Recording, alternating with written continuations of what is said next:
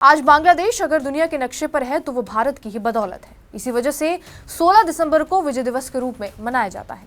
लेकिन बांग्लादेश की यूनिट सरकार को इस पर भी आपत्ति है। उस जंग के खिलाफ आपत्ति है जिसमें भारतीय सैनिकों ने 93,000 पाकिस्तानी सैनिकों से सरेंडर करवाया था। 16 दिसंबर यानी विजय दिवस के दिन पीएम मोदी ने सोशल मीडिया पर एक पोस्ट किया।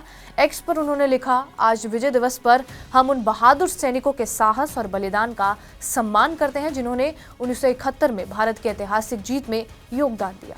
उनके निस्वार्थ समर्पण और अटूट संकल्प ने हमारे राष्ट्र की रक्षा की और हमें गौरव दिलाया। ये दिन उनके असाधारण पराक्रम और उनके अडिग साहस को श्रद्धांजलि का है।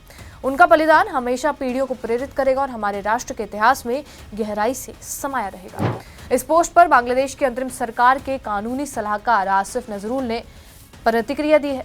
नजरुल ने पीएम मोदी के पोस्ट का स्क्रीनशॉट शेयर करते हुए लिखा, मैं इसका कड़ा विरोध करता हूँ। 16 दिसंबर 1971 बांग्लादेश का विजय दिवस था। भारत इस जीत में सिर्फ एक सहयोगी था और कुछ भी नहीं। इसके अलावा बांग्लादेश में छात्र आंदोलन के प्रमुख चेहरों में से एक हसनत अब्दुल्ला ने भी इसे बांग्लादेश की स्वतंत्रता पर सीधा हमला कहा। अब्दुल्ला ने कहा, यह बांग्लादेश का मुक्ति संग्राम है। ये युद्ध बांग्लादेश की आज़ादी के लिए पाकिस्तान के विरुद्ध लड़ा गया था। लेकिन मोदी ने दावा किया यह सिर्फ भारत का युद्ध है और उनकी उपलब्धियां हैं।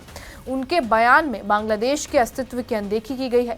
जब भारत इस स्वतंत्रता को अपनी उपलब्धि के रूप में दावा करता है तो मैं इसे बांग्लादेश की स्वतंत्रता, संप्रभुता और अखंडता के लिए सीधे खतरे के रूप में देखता हूँ। ये जरूरी है कि हम भारत के इस खतरे के खिलाफ अपनी लड़ाई जारी रखें।